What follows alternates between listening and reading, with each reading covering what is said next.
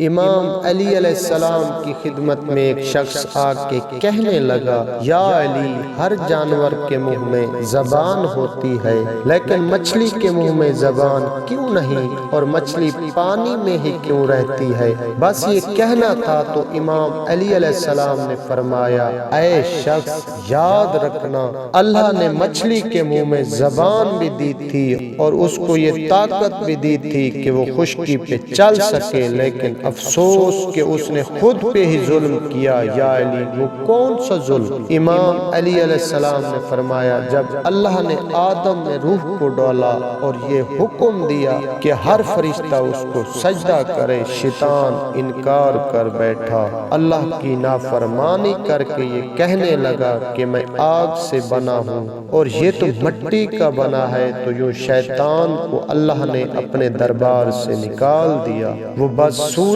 بن کے زمین پہ جیسے گرا، انسان سے حسد اور نفرت کے ساتھ چیخنے اور ہر کسی کو بتانے لگا کہ انسان اس زمین پہ ظلم کرے گا۔ اے شخص، اس وقت مچھلیاں زمین پر بھی چلا کرتی تھیں اور پانی میں بھی رہا کرتی تھیں، اس کے منہ میں زبان بھی ہوا کرتی تھی۔ شیطان نے سب سے پہلے مچھلیوں کو بھٹکایا اور یہ کہا کہ انسان جب زمین پہ آئے گا وہ اپنا پیٹ بھرنے کے لیے تمہیں زندہ اپنے خنجر سے کاٹے گا۔ مچھلی نے جب یہ سنا تو وہ سمندر میں ہر ایک آب کو انسان کے خلاف کرنے لگی، تو یوں اللہ نے مچھلی کے منہ سے زبان کو غائب کر کے اس کے منہ میں وبال پیدا کر دیا اور یہ حکم نافذ کیا کہ کوئی بھی انسان تمہیں زندہ نہیں کاٹے گا، بلکہ تمہاری حد قدرت نے